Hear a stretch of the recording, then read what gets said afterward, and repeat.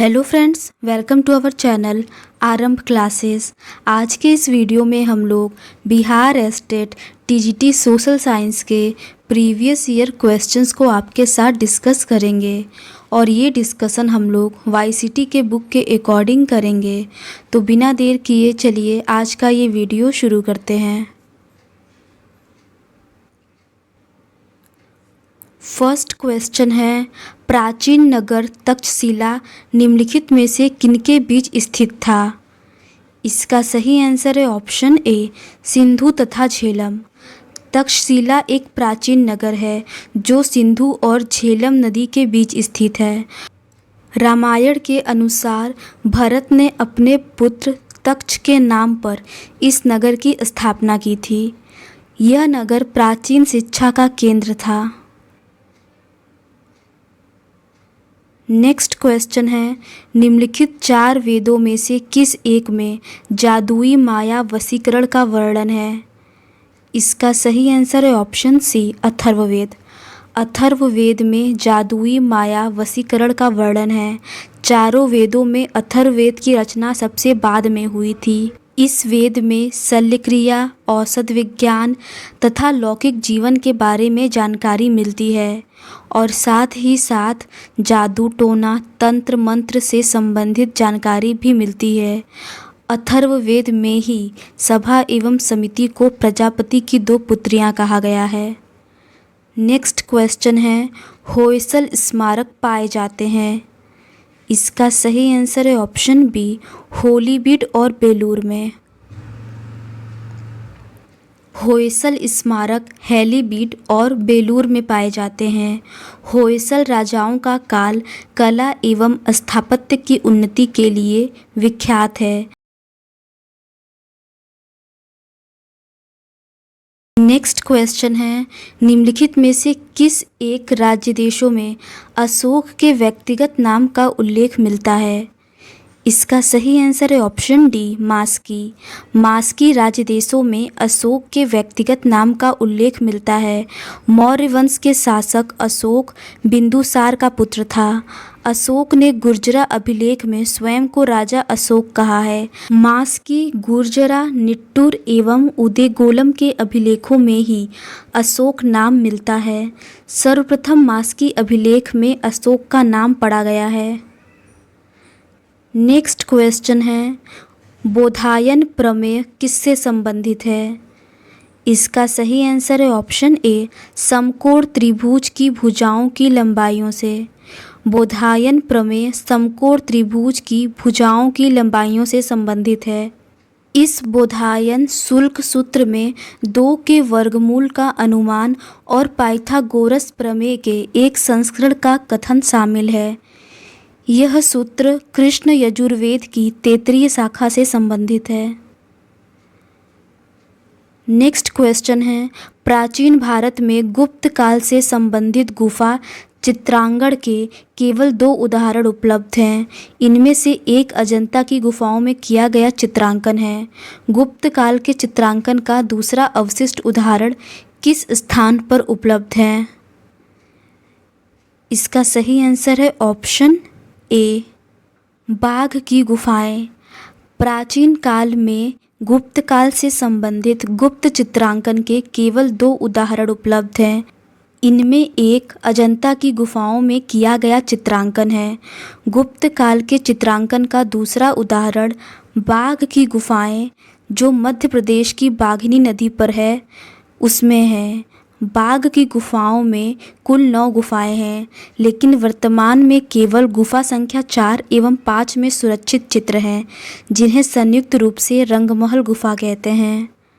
Next question है, प्राचीन निम्नलिखित में से किस मूर्तिकला में सदैव स्तरित चट्टान का प्रयोग माध्यम के रूप में होता था? इसका सही आंसर है ऑप्शन सी, भरहुत मूर्तिकला। भरहुत मूर्ति कला में सदैव हरित स्तरित चट्टान का प्रयोग माध्यम के रूप में होता था। नेक्स्ट क्वेश्चन है, भारत के कला और पुरातात्विक इतिहास के संदर्भ में निम्नलिखित में से किस एक का सबसे पहले निर्माण किया गया था? इसका सही आंसर है ऑप्शन बी, धौली स्थित शैलकृत हाथी।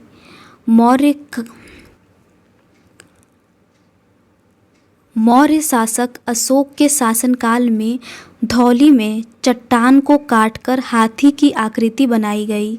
महाबलीपुरम स्थित शैलकृत स्मारक पल्लवकालीन है। भुवनेश्वर स्थित लिंगराज मंदिर का निर्माण 11वीं शताब्दी में यताति प्रथम द्वारा कराया गया था, जबकि उदयगिरी स्थित बराह मंदिर गुप्त काल के समय करवाया गया। नेक्स्ट क्वेश्चन है, निम्नलिखित में से कौन सा एक काकतीय राज्य में अति महत्वपूर्ण समुद्र पतन था?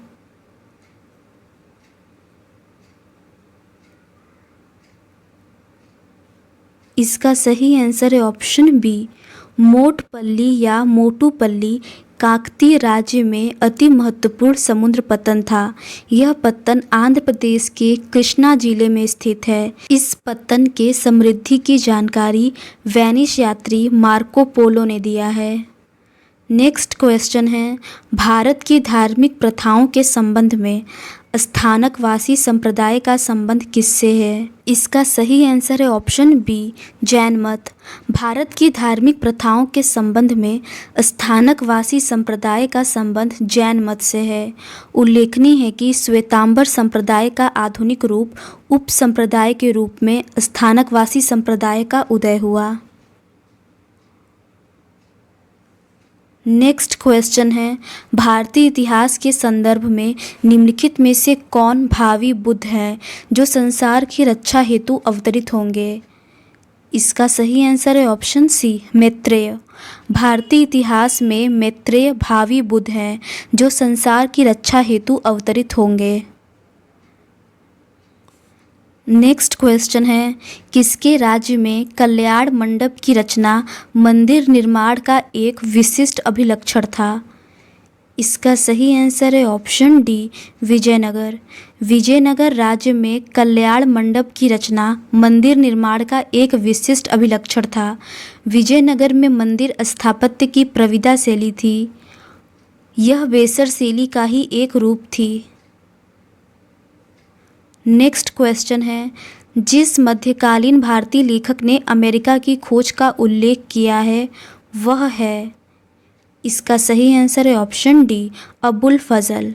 अबुल फजल मुगल शासक अकबर का दरबारी कवि था जिसने अकबरनामा जैसे महत्वपूर्ण ग्रंथों की रचना की।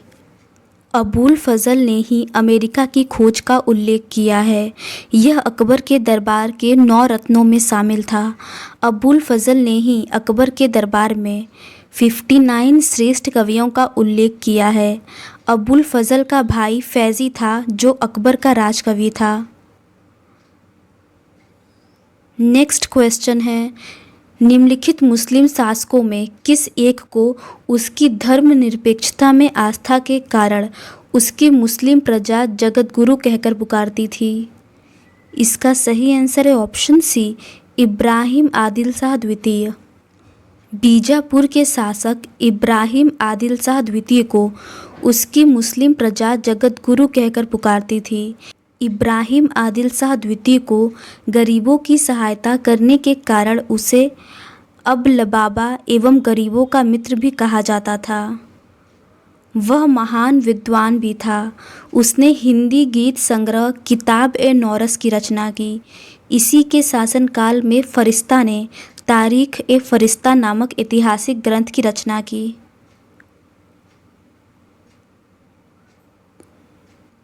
नेक्स्ट क्वेश्चन है, मुगल काल में निम्नलिखित बंदरगाहों में से एक किसे बाबुल मक्का कहा था?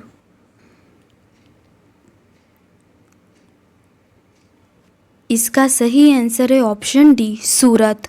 सूरत बंदरगाह को मुगल काल के दौरान बाबुल मक्का कहा जाता था क्योंकि मक्का की तीर्थयात्रा सूरत से शुरू होती थी। सूरत गुजरात के प्रमुख शहरों में एक है। यह शहर वस्त्र निर्माण के लिए जाना जाता है। नेक्स्ट क्वेश्चन है, निम्नलिखित में से किस भक्ति संत ने अपने संदेश के प्रचार के लिए सबसे पहले हिंदी का प्रयोग किया? इसका सही आंसर है ऑप्शन सी, रामानंद। भक्ति संत रामानंद ने अपने संदेश के प्रचार के लिए सबसे पहले हिंदी का प्रयोग किया। रामानंद का जन्म इलाहाबाद में कान्यकुब्ज ब्राह्मण परिवार में हुआ था। नेक्स्ट क्वेश्चन है, धर्मत का युद्ध निम्न में से किनके बीच लड़ा गया? इसका सही आंसर है ऑप्शन सी, औरंगजेब तथा दारा शिकोह। नेक्स्ट क्वेश्चन है, निम्नलिखित में से कौन सा क्रम सही कालानुक्रमिक क्रम को दर्शाता है? इसका सही आंसर है ऑप्शन ए। भारत में धार्मिक आंदोलनों के प्रणेताओं का सही कालानुक्रम इस प्रकार है। शंकराचार्य, इन्होंने अद्वैतवाद का प्रतिपादन किया था। रामानुज विशिष्टाद्वैत के संस्थापक थे। चैतन्य भक्ति में कीर्तन प्रथा का समावेश किया एवं गोसाई संघ की स्थापना तथा कृष्ण भक्ति पर बल दिया। नेक्स्ट क्वेश्चन है, भक्त तुकाराम कौन से मुगल सम्राट के समकालीन थे? इसका सही आंसर है ऑप्शन सी, जहांगीर। भक्त तुकाराम जहांगीर के समकालीन थे। तुकाराम को महाराष्ट्र का कबीर कहा जाता है।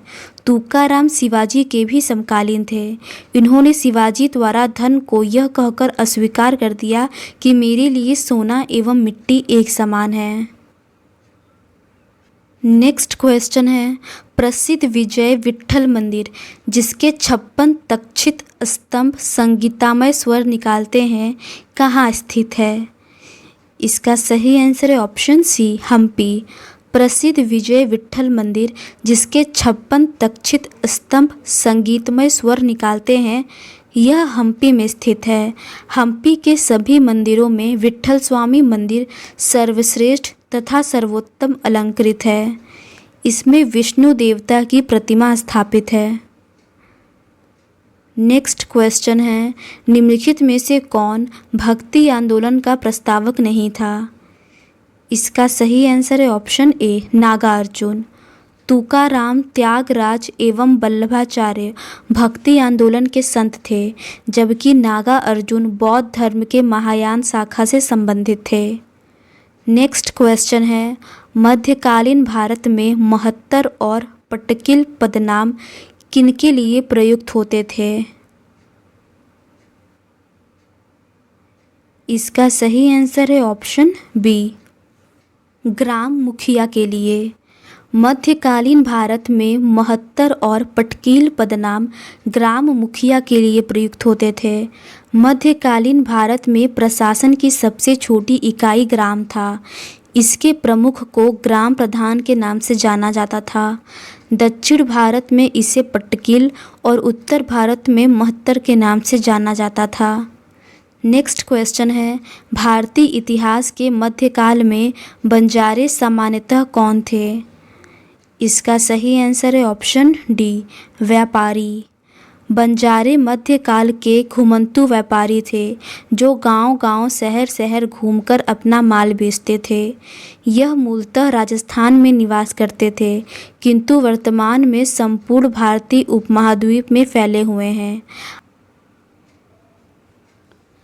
नेक्स्ट क्वेश्चन है, मध्यकालीन भारत के आर्थिक इतिहास के संदर्भ में शब्द अरघट्टा किसे निरूपित करता है? इसका सही आंसर है ऑप्शन सी, भूमि की सिंचाई के लिए प्रयुक्त जल चक्र। मध्यकालीन भारत के आर्थिक इतिहास में अरघट्टा भूमि की सिंचाई के लिए प्रयुक्त जल चक्र को निरूपित करता है। भारत में रहट के प्रवेश का वास्तविक समय 13वीं या 14वीं शताब्दी के लगभग माना जाता है, किंतु इसका सर्वप्रथम एवं विस्तृत वर्णन बाबर ने अपनी पुस्तक बाबरनामा में किया है।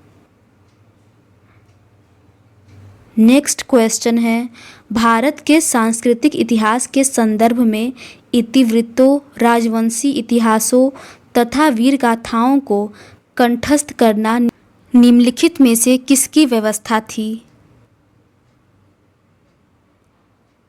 इसका सही आंसर है ऑप्शन डी, भारत के सांस्कृतिक इतिहास के संदर्भ में इतिवृत्तों, राजवंशी इतिहासों तथा वीर गाथाओं को कंठस्थ करने वालों को मागध, सूत आदि कहा जाता था।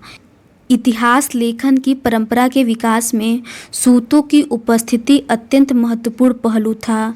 यजुर्वेद में सूतों को मगध के साथ जोड़कर दिखाया गया है। परंपरा में सूतों को राजकीय वंशावलियों और पुरोहितों के उत्तराधिकार क्रम या वंश की रचना करने और उन्हें सुरक्षित रखने का श्रेय दिया गया है। नेक्स्ट क्वेश्चन है, सुप्रसिद्ध चित्र बड़ी ठड़ी किस शैली का है? इसका सही आंसर है ऑप्शन डी, किशनगढ़ शैली। किशनगढ़ शैली का सुप्रसिद्ध चित्र बनी ठड़ी है। किशनगढ़ के राजा सावंत सिंह ने बनी ठड़ी के नाम से सुविख्यात एक अर्धसुंदरी दासी के रूप में राधा के स्वरूप की कल्पना की, जिससे प्रेरित होकर राजा ने कलाकृतियां तैयार करवाईं। नेक्स्ट क्वेश्चन है, भारतीय गौरव का अंतिम सूर्य किसके लिए प्रयुक्त हुआ? इसका सही आंसर है ऑप्शन बी, पृथ्वीराज चौहान। भारतीय गौरव का अंतिम सूर्य चौहान वंश के शासक पृथ्वीराज चौहान के लिए प्रयुक्त हुआ था।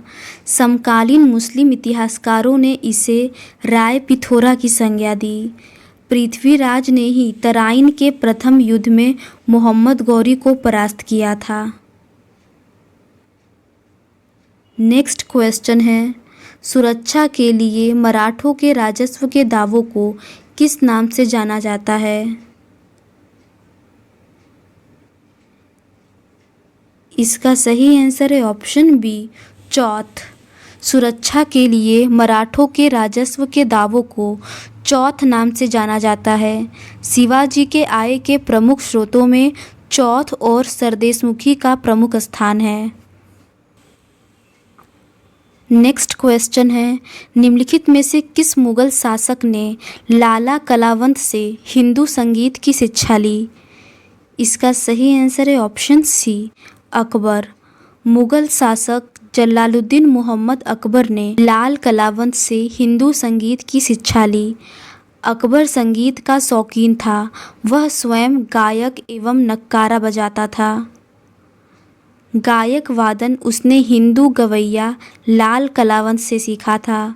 अकबर ने तानसेन को कंठाभरण वाणी विलास की उपाधि प्रदान की। यह अकबर के दरबार में प्रसिद्ध संगीतकार था। इसका वास्तविक नाम रामतनु पांडे था। नेक्स्ट क्वेश्चन है, दस्तार बंदान कौन कहलाते थे? इसका सही आंसर है ऑप्शन डी, उलेमा। दस्तार बंदान उलेमा कहलाते थे।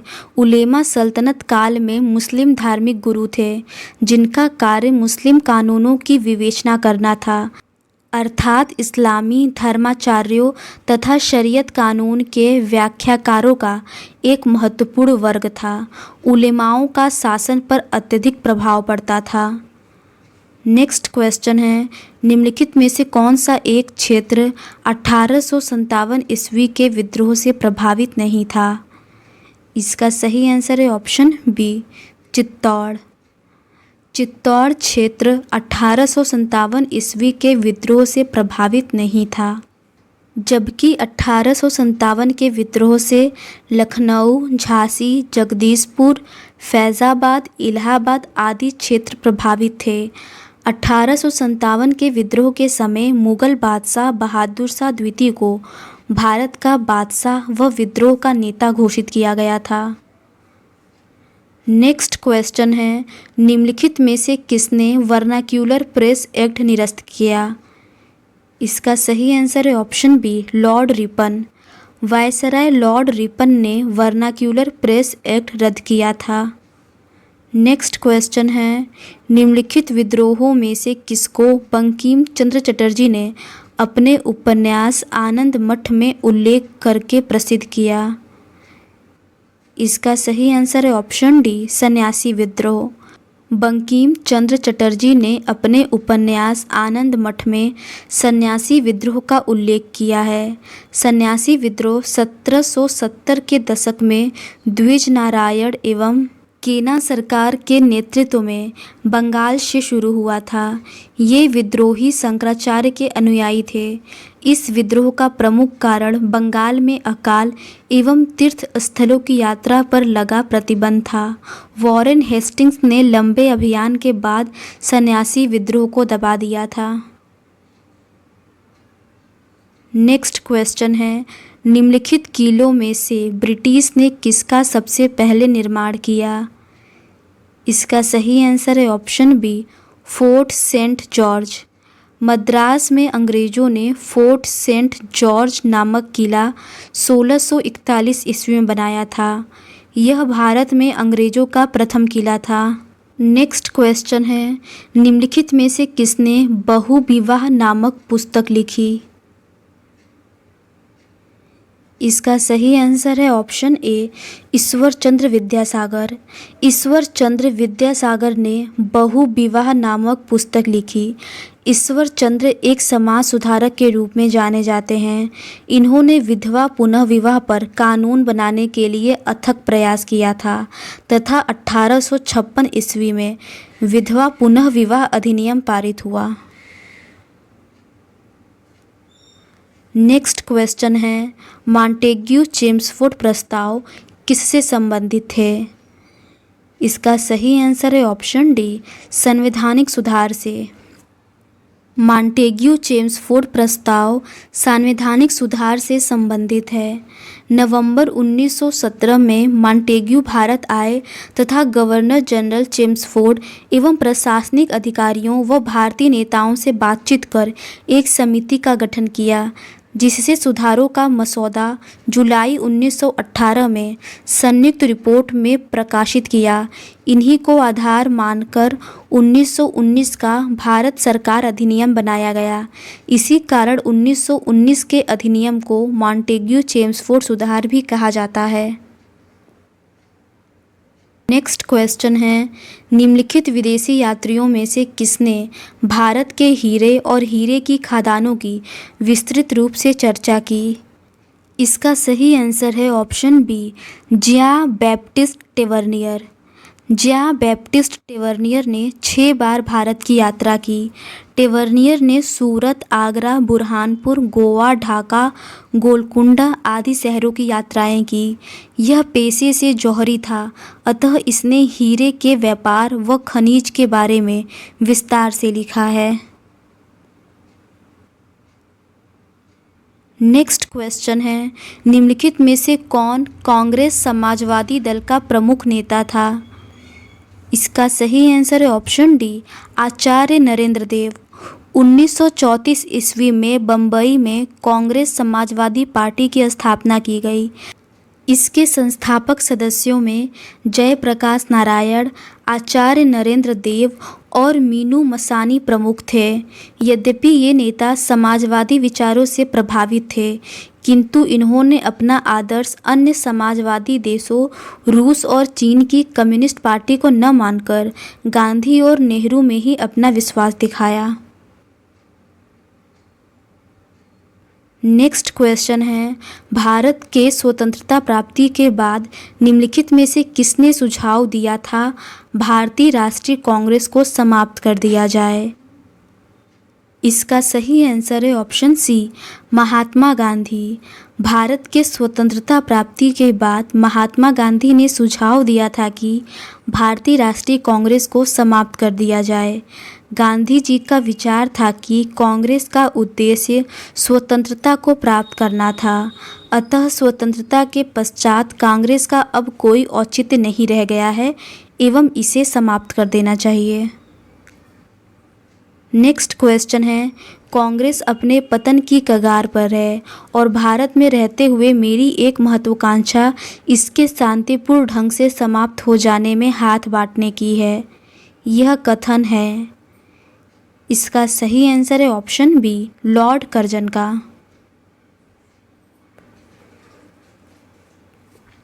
नेक्स्ट क्वेश्चन है, कांग्रेस के निम्नलिखित नेताओं में से कौन एक कैबिनेट मिशन योजना के पक्ष में पूरी तरह से था। इसका सही आंसर है ऑप्शन ए, महात्मा गांधी। कांग्रेसी नेता महात्मा गांधी कैबिनेट मिशन योजना के पक्ष में पूरी तरह से थे। 19 फरवरी 1946 को ब्रिटिश सरकार ने संवैधानिक गतिरोध दूर करने के लिए कैबिनेट मिशन भारत आया था। गांधी जी ने इस योजना के संदर्भ में कहा था, यह योजना समय की परिस्थितियों के परिप्रेक्ष्य में सबसे उत्कृष्ट योजना है। इसमें ऐसे बीज हैं जिनमें दुख की मारी भारत भूमि यातना से मुक्त हो सकती है। नेक्स्ट क्वेश्चन है, निम्नलिखित भारतीय नेताओं में से कौन ब्रिटिश द्वारा इंडियन सिविल सर्विस से बर्खास्त किया गया था? इसका सही आंसर है ऑप्शन बी, सुरेंद्रनाथ बनर्जी। भारतीय नेता सुरेंद्रनाथ बनर्जी को ब्रिटिश द्वारा इंडियन सिविल सर्विस से बर्खास्त किया गया था। सुरेंद्रनाथ बनर्जी कलकत्ता के निवासी थे। इन्होंने स्नातक के बाद 1869 में सिविल सर्विस परीक्षा उत्तीर्ण किया था। नेक्स्ट क्वेश्चन है, कांग्रेस की प्रार्थना और याचिका की नीति अंततः समाप्त हो गई। इसका सही आंसर है ऑप्शन बी, बाल गंगाधर तिलक के नेतृत्व में। कांग्रेस की प्रार्थना और याचिका की नीति अंततः बाल गंगाधर तिलक के नेतृत्व में समाप्त हो गई। 1889 में बाल गंगाधर तिलक कांग्रेस में शामिल हुए। इस समय कांग्रेस पर उदारवादियों का प्रभाव था। वे कांग्रेस में रहते हुए बहिष्कार, स्वदेशी स्वराज एवं राष्ट्रीय शिक्षा को देश के लिए आवश्यक मानते थे। 1893 में तिलक ने गणेश उत्सव तथा 1896 में शिवाजी उत्सव प्रारंभ किया। बाल गंगाधर तिलक ने एनी बेसेंट की सहायता से होम रूल लीग की स्थापना की। नेक्स्ट क्वेश्चन है, भारत के विभाजन का बाल्कन प्लान उपज थी। इसका सही आंसर है ऑप्शन सी, लॉर्ड माउंटबेटन के मस्तिष्क की। भारत विभाजन का बाल्कन प्लान लॉर्ड माउंटबेटन के मस्तिष्क की उपज थी। कैबिनेट मिशन को अनियंत्रित होते हुए देखकर लॉर्ड माउंटबेटन ने मई 1947 में बाल्कन प्लान बनाया, जिसके तहत सत्ता अलग अलग प्रांतों को हस्तांतरित की जानी थी। इस प्रकार यह योजना भारत में अनगिनत टुकड़े करने की योजना थी। जवाहरलाल नेहरू के तीव्र विरोध के कारण बाल्कन योजना त्याग दी गई। नेक्स्ट क्वेश्चन है, 1920 ईस्वी के अहमदाबाद अधिवेशन में निम्नलिखित नेताओं में से किसने संपूर्ण स्वराज को कांग्रेस का लक्ष्य मानने का प्रस्ताव रखा? इसका सही आंसर है ऑप्शन बी, हसरत मोहानी। 1921 ईस्वी में अहमदाबाद अधिवेशन में प्रसिद्ध कवि एवं खिलाफत नेता हसरत मोहानी ने संपूर्ण स्वराज को कांग्रेस का लक्ष्य मानने का प्रस्ताव रखा। नेक्स्ट क्वेश्चन है, निम्नलिखित में से किसने प्रसिद्ध चटगांव शस्त्रागार धावे को आयोजित किया था? इसका सही आंसर है ऑप्शन बी, सूर्यसेन। सूर्यसेन के नेतृत्व में इंडियन रिपब्लिक आर्मी के सदस्यों ने चटगांव शस्त्रागार पर अप्रैल 1930 में आक्रमण कर हथियारों पर कब्जा कर लिया। सूर्यसेन ने तिरंगा फहराकर अस्थायी क्रांतिकारी संगठन का गठन किया। नेक्स्ट क्वेश्चन है, 1946 ईस्वी में बनी अंतरिम सरकार में डॉक्टर राजेंद्र प्रसाद के पास कौन सा विभाग था?